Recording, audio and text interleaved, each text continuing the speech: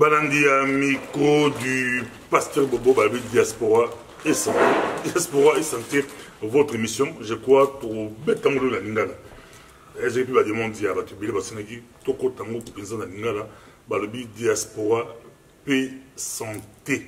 Santé la biso, santé la bilo, santé la biso banso, Toko Talango, Toso Lango Pinza, Oeko Salaki, et Sunga biso banso, Po na Mboko la biso Kongo, Tozalina docteur la biso Oto Lingamingi.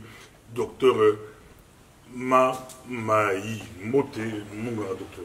Mbote, pasteur Bobo. Mbote Mingi. Au cours de Balini, Diaspora et Santé. Mais Diaspora et Santé, na CPLI, pour nous donner des opérations matérielles pour la population. Surtout que Mikolo, depuis presque 3 mois, nous avons bien un ami dans l'hôpital. Au nom tel ne pas sali boyer, tel ne pas sali AVC. Au monde abattoir la plupart les a net on a outil que tala lelo, aza monte moi que la retraite l'année prochaine. Et il y a na volant en voiture, heureusement que nous avons besoin à comité nanda et puis quand il a bimi la voiture à quoi moi c'est mon taille pour récupérer AVC. AVC alors ce que tali na dengo to lobaki la pas passé. Na AVC à Moutouana, diabète dans la 4, hypertension dans la 4. C'est vrai que Moussala pèse dans la 4. Na bas stress na biso ya photo de Messala Nango, mais il y a un monde responsable à AVC. Non, de temps en temps, on a plus de temps pour expliquer de l'AVC, mais tous les gens vont question avec qui il y a une émission passée. Introduction, il y a une émission passée. Bazali, Kolanda, Biso, Mokidi Momba, Okolbani, c'est tout le Cambo, Babengi. Donc moi mon servi nanda kunaye depuis landakio nanda kunaye mobali milangwa kusanate mobali bazako luka cause impuissance sexuelle à comprendre que les alaki milangwa ya mobali pourquoi bali ni kambo milangwa na impuissance sexuelle et ça ba biloko moko ndenge na lobaki la pas passé il faut faire vraiment attention parce que alcool et ça vraiment ndenge balobi na ils ont été poison moko boy poison moko ila lisaka et ko peso esengo quand même ce ko midango mais entre temps na nzoto ezo sala ba destruction ba dégâts surtout côté ba nerf oyebi ke ba nini auto bengi sexualité il faut ba nerf travailler ce qui ba nerf est en panne sexualité ko sala matin donc ce qui ba alcool ezo ko bonga ba nerf c'est-à-dire que par exemple, aux excitation ou bien on la éjaculation, c'est tout à fait normal que ce gars alcool les obomango qui bloque on est la bataille. Le gars monsieur a pas si c'est la question on demande à tourner sur la diabète. Diabète il est pour nous ils a l'osso, il y a dire à l'osso ni naie babi bitabiako to amekate bilo tout il y a repona au col bani pour la diabète moi petit mot pour la diabète et bilo ni batba pour la diabète. Le diabète, il faut d'abord que la maladie moko vraiment on a bengi to bengi na France notre qui bloque parce que au confond de diabète bambula mais yeba na kate entre temps bambula fandi na yo et zo sala ba de gars ya mike ti un jour et ba yé comme il accès yango moko à ce moment-là évidemment c'est un peu trop tard et on a dengi na dobaki la fois passée ce que moni que na famille mutu moko bela ka diabète hein. Il faut et alerter toute la famille. Il faut battre l'union sur la famille wana bosala auto bengi checking. OK na munganga, bosali checking pour n'envoyer parce que aux en a risque à la diabète ou bien aux en a risque. Donc c'est simple, OK na hôpital, ba pression soukali, ba melisio soukali. Ba fandisi wana, ba to ya sucre na nzoto na yo na makila pendant presque 2 heures pour n'envoyer ba ce qui pancréas na yo et qu'on puisse supporter nan soka le bien. Bali ko tayi semo ko mbato zana yo to na président avant to wa suka ya di émission to ça qui la fois passée ndeko mo ya moi si na États-Unis d'Amérique ya bengi biso alobi papa di kambo yo baki ko konya na sima mukusa alobi mili kambo on dirait et comme la passe batunu so comme la batunu so mutunyo so ezala mo konzi mboka ezala moto ya suka mboka moto nyonso asa tia mosapi na kata lisoko na ya sa mitia aza ko konya yo lobi ezala hémorroïde. Et c'est ça la cause de soutien. Abi mon tout à ça la on a vu Nayata une fois, 2 fois, et comme il a on soutient boy, on mis quoi, c'est dû à quoi et ça. Ben, et cause de la première cause, il y a liboso, c'est hémorroïde.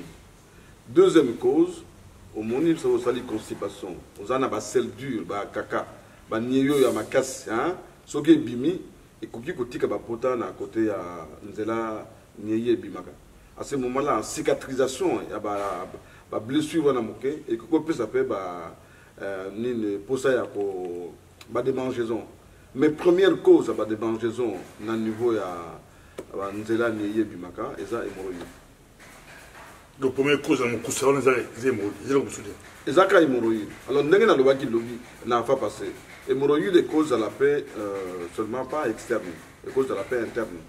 Hein? Donc, pour y bango, il faut que nous batali d'abord, ou bien yo moko bazam, aux yeux miroirs, au tina se makolo, et au tali ce que vous en avez hémorroïde, ce que vous avez. Ce que vous avez et que vous en avez des mangeaisons, à ce moment-là, ok, pas munganga, munganga kotuna yo, à voyer bisayo, que nous salons bengi rectoscopie. Donc, il appareil moko, tiyo na kat, tali soki ba hémorroïde interne, zalito les athées. Tout le monde a AVC, tout le monde a le poteau, mais tout le monde a l'ingala. L'ingala, on dit, on le banini, n'a pas seulement temps expliquer sur maladie aux bateaux, au Pessica, il y a un mobile, il y a un volant, un volant AVC bêta, AVC bêta et talaté. Ils ont bêta, on est mort sur la tête, AVC na poto, ils ont été bidon to liaka, maïto melaka, masanga to melaka, il y a un jeu perception pour éviter. Toroba Kobaï, AVC, Sozumi Bali, 4, à 3 au moins Moko, Soba Benga, Motomoko Landambo, Moko Landambo, Azala AVC. Oui, AVC dans français, to Benyango A, ezali accident. V, ezali vasculaire, donc, Bamisisa, Oye Memamakila, Nakatanzot, Ezami Balé. Yamoussous Baven, Memamakila, Eza bleu. Il y a rouge, il bartère, et même à Kamakila, il y a rouge. Donc, quand on bengi V. Alors, C, il y a cérébral. Cérébral, donc, il y a motou, il y a cerveau, ainsi de suite. Donc, accident vasculaire cérébral, il y a un bengi AVC. Donc, il y a un accident, effectivement, il y a un accident. Parce que, par exemple, Nabanzela, Misisa, et même à Kamakila, il y a un cerveau. Si ça va, il y a un accident, ils ont été autoroute. Au moment où la voiture s'est cognée, ou bien la voiture est tombée en panne, la voiture est cognée, ainsi de suite. Donc, ils ont été accident. Concernant le bateau, accident, ils ont de façon que soit Makila et Panzani, donc au moment où le vaisseau et sa dilatation et l'équipe Makasi. Fin de fait, tu comprends. Ce que Panzani, Makila et Bibi na cerveau. Ndenge na lobaki la fa passer. Cerveau, ezali boîte moko, ezali net liaki moko boy. Ezali na fenêtre te. Hein? Donc aux yeux cerveau est entouré na ba enveloppe moko, ba to bengi ba méninge, ezali 10. Après ba méninge, au monde a mis quoi? Donc ba auto bengi mutu penza, hein? Auto bengi boyo. Obeti ezali makas. Wande enveloppe, ils ont entouré le cerveau. Donc le cerveau, ils ont entouré, ils ont notre lit qui moko fenêtre les athées. Donc celui qui a moins tension hématique, automatiquement, on a accident salami. Donc accident tout benyango parce que ceux qui n'ont vaisseau, mais si ça et même makila na cerveau et panzani, on a makila et bimi. Alors accident monsieur ko salama. Au mona bakaka na manzela ou memaka makila na cerveau au mona bala mususu kayo moko donc libanga moko makila et kangami hein salinet libanga moko boy et mitina nzela de façon que makila il est caté. Donc il y a deux sortes il y a AVC mususu auto bengi hémorragique donc artère ou bien veine est pété hein et bimi makila et bimi na libanga. Accident mususu koko salama donc kayo moko makila ikangami informé kayo moko au babengi libanga hein ou bien na français babengi en trombu donc émitine na circulation de façon que makila il est quitté. Alors ce qui makila il est quitté au mona et si comme makila wana zayi ko kende ba ko bilo akoliate finalement souffrance et côté. Hein? Donc même chose, même ce qui ba makila et panzani hein makila wana zayi ko kende pona ko mema biloko oxygène hein na Bourgane. Alors ce qui makila et panzani donc au mona makila ba bilo akolia et ko kendete et ko benda auto bengi souffrance. Donc souffrance wana et koki komisa là-bas na ndenge nini. Donc ça dépend ce que moni ndenge na loba qui la fa passer. Cerveau na biso ils a divisé en deux. On va bengi cerveau droit na cerveau gauche. Cerveau droit et commandaka hémicorps gauche. Ah bon mona donc ce qui cerveau droit ils allaient avoir il y a une partie où ils ont commandé côté gauche. Alors, côté gauche, il y a cerveau. Hein, on te bengi cerveau gauche. Il y a un ils ont commandé côté droit. Alors, au monde, par exemple, ceux qui accident AVC, et ça mis à côté gauche, il y a un boulot parce que côté gauche, ils ont une fonction et belé. Au monde, écriture, elle dépend de la côté gauche. Mémoire na biso et dépend na côté gauche, écriture na biso et dépend na côté gauche. Donc ceux qui ont sali accident na côté gauche, au moins que montwana moyen ko comment exacté. Moyen ko levape exacté. Et bah plutôt na moko na bosani donc parole tout donc parole, écriture, mémoire na plutôt parole ezaka na cerveau gauche.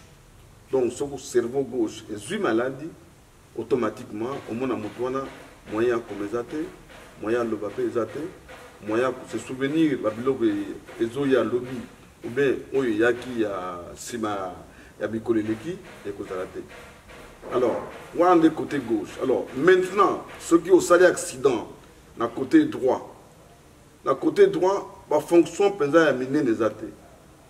Quand on est sauf motricité, il y a un moment qui a sali AVC na côté droit, côté gauche na ye, vous allez paralyser.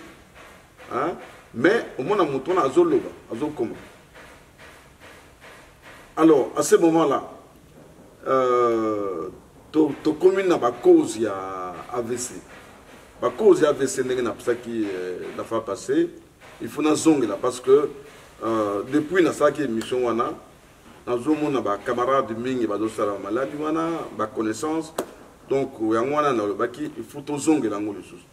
Nous avons des causes AVC. Première cause, c'est l'hypertension. Deuxième cause, c'est le diabète. Troisième cause, c'est le cholestérol. Donc, on a foutu, ainsi de suite. Alors, quatrième cause, soit autobengi hérédité. Hein? Donc la famille, ceux qui moutumoko à ça AVC, yeba que yon dans la famille, on a peine la chance au sala AVC. Alors cinquième cause, ezali ba autobengi hérédité. Hein? Donc ba autobengi ba pasteur ba ben ango ba lien, mais eza hérédité. Donc ba biloko moko dans la famille, ezol na bana. Hein? Peut-être que déjà ma Bible était mais à cause de la peur bengi ba malédiction. Donc ba cause wana ba 5 causes wana ce qui vraiment aux anango la chose. Bon, sixième cause, on peut aussi mettre l'obésité, hein, excès à poids. Hein, parce que biso de Dakar, ce que vous avez ils ont essayé. Or, vous avez bien que vous avez mon nez belé, ils appellent le comme un. Donc, sixième cause, il y a obésité, donc excès à poids. Moi, c'est vraiment la principale cause qui peut provoquer ba AVC. Alors, la cause à Miké Zali, le stress. Hein, le stress agit directement. Stress pour agir, il faut aller à hypertension. Stress et tension hématique. Alors, on a le tantôt que le cerveau n'a plus besoin d'être lié à qui la fenêtre est donc ce qui pression est lié dans le cerveau, il faut des gars et salam. Donc, il faut vraiment tout éviter. Alors, traitement AVC, mais traitement AVC, c'est surtout pour traitement, il y a prévention, il y a surveillance. Il faut monter dans le ceux qui ont un risque AVC ou bien pas. Ce qu'on monique dans la famille, tout le monde va bien la hypertension, tout le monde va bien la diabète, tout le monde va bien la hypercholestérolémie, tout le monde va déjà AVC. À ce moment-là, évidemment, il faut se surveiller. Il faut vraiment se surveiller. Voilà ce que je pouvais dire sur le AVC. Donc, il faut éviter quoi ou contrôler quoi? Mais contrôler, par exemple, ce que mon dit, par exemple, le malade de l'hypertension, il faut contrôler mon gars. Donc, il y a mon gars militaire. Alors, il faut éviter le stress. Ce que je suis malade de diabète, il faut contrôler ce cas très bien. Hein, peut-être une fois par mois, une fois tous les 3 mois, une fois tous les 6 mois, de façon que bah, équilibrer ce cas. Parce qu'il y a que ce cas, il y a un moment où ils appellent poison. Ce cas, ils appellent poison. Hein? Donc, l'accès très bien. Ce cas, il est qui un certain niveau dans l'autre, et commis poison. Donc, il faut qu'on surveille ce cas. C'est comme ça que Bissou va donner la possibilité pour surveiller ce cas. Ok, peut sur appareil. Na midi au contrôlé, le soir au contrôlé. Après une semaine, tu vois, Monique, bateau nayo, ils apprennent vers la limite normale. À ce moment, on peut contrôler 3 fois par jour. Donc, tu peux contrôler peut-être tous les 3 jours, tous les 4 jours. Mais au fur et à mesure, on va contrôler, on va les autres s'améliorer. À ce moment, on peut éviter de se contrôler tout le temps. Donc, il faut se contrôler sous Kalinayo. Et puis, dans le diabète, il faut contrôler au babengi makolo. Parce que le diabète est bébé sakamako. Hein, pied diabétique. Donc, ok, toi tu n'as pas de podologue, comme ça, il est sûr que non, voilà, il faut katango. Parce que le diabète, ce qu'on a qui, pour ici la canogité. Alors, ce qui est ici la canogité, pour éviter que on se blessé au niveau de Makodo, non, que nous, on a podologue, on règle très bien de façon que les autres sayotent. C'est maintenant, si ça me rappelle, tout introduire, tout introduire le ronflement. Ronfler, ma balle est coupée, surtout une délai pour que tu me a divorcé, après mon balle, il commence à ronfler. Il n'est pas mal de ronfler, ronflement. Ronflement, rapidement, on a passé le ronflement. C'est pas qu'on guérit, c'est comment qu'on ronfle. Mais ronflement est un bruit moko anormal. Oyo mutsuka lali, on a ronflé et comme un orchestre moko. Alors, ezapo danini ronflement ce que lali, on moni auto bengi le lemo. Hein? Le lemo na biso, ce que lali, ce que lembi mingi. Ba misisa oyo simaka le lemo, ce qui peut elembi, donc et que provoquer nini que le lemo na yo, ils ont une tendance et côté nakati. Alors, sur le côté nakati, il faut bloquer nzela oyo nane mon pépé le kaka. Nzela ba bengi pharynx, na ba larynx, na ba narine. Parce que ce que tu as respiré, tu respires comme na monoko, tu respires comme na zolo. Alors, ce qui yo lali, ou ça qui mingi, ou lembi, et le comité en ambeto, au mona, le lemo na yo, et que vous avez une tendance et côté nakati. Ce qui est côté nakati, et que bloquer banzela ou mon pépé le kaka. Donc et que bloquer ba narine na yo, et que bloquer pharynx na yo, au moins de temps en temps, on ont ronflé. On ont ronflé parce que mon pépé moyen les kaisaté. Alors, ceux qui ont ronflé, à un certain moment, et que provoquer autre bengi ba apnée du sommeil. Donc au moins respiration est ekatani. Alors, complication il y a ronflement. Et utakana auto bengi ba apnée. Apnée ça dit absence de respiration. Donc au moins à un certain moment, on doit respirer quelques secondes. Et puis au moins abandonné à la mouki à sursauter, à reprendre la respiration. Ce qui à reprendre la respiration, donc à me prendre conscience qu'effectivement à se ronfler. Mais comme il faut aller là, au moins quelques minutes après, à l'aller du sous. Et puis même phénomène hein, donc ronflement, après ronflement, apnée, hein, donc arrêt respiratoire, mais transitoire, hein, donc pendant quelques secondes, la respiration est coupée. Alors, complication, il y a ronflement, et outakana, auto bengi ba apnée. Et ça, c'est quand même un docteur Mamaï. Vous avez une introduction, ensuite on continue prochainement. Ronflement, ou vous avez des dérangements, ronflement, qui m'a mandé, la bouteille, à quoi on fait de pour musique, moi, c'est pour aller à la salon, pour musique, qui est à la chambre, on est au santé. Mobile fois qui m'a la chambre à Bana, pour musique, qui est à la santé.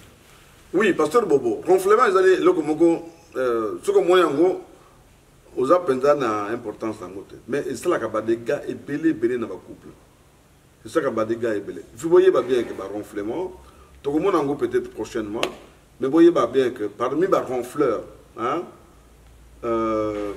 si je pense qu'il y a 15 à 20% de ronfleurs. Mais côté Yamibali, ils ont plus de 30, entre 30 et 50. Donc ronflement, ils ont plus côté Mibali que côté Bassi. Bassi peut pas ronfler. Bassi va ronflement, ça ronflement. Surtout la plupart, on va te bengi Bassi ménopausé. Hein, Massi a combien à 40, 45 ans. On va régler bandiko katana. Hein, hormones pe bandiko aussi là.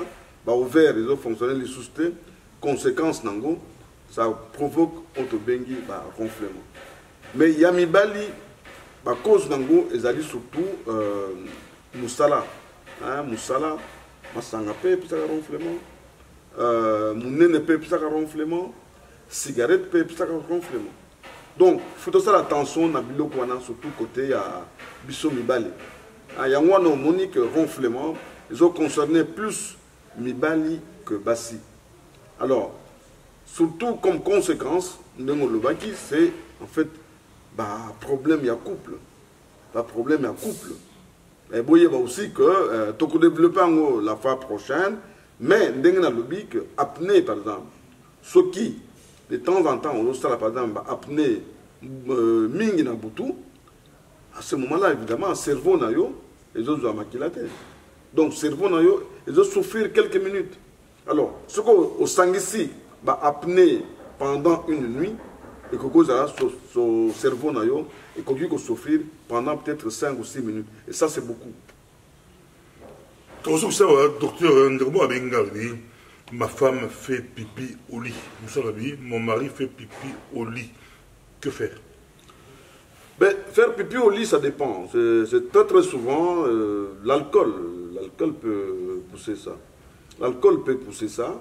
Au moins, par exemple, à vous sentir massou bezoyate, manani, surtout côté à Mibali, hein, na makamba prostate, na makamba diabète par exemple, hein, donc on doit sentir massou bate, au lingote la baboye et du maki déjà. Et na basipe, ça peut arriver. Na basi koya, na ndenge ya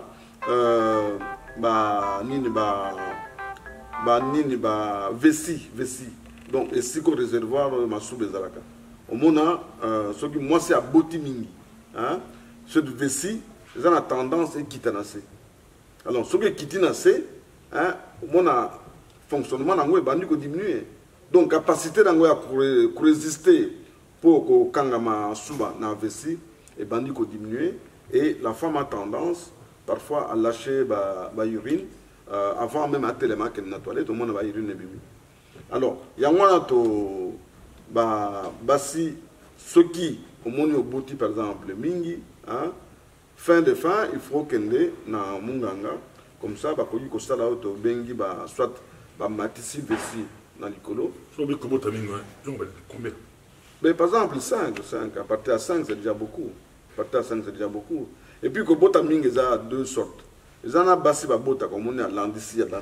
On les a mabé. Hein, chaque année, moko. Donc, quand les gens ont eu temps à récupérer, hein, donc, ils ont fait souffrir nous autres. Et on a, après 5 enfants, ça peut provoquer des dégâts.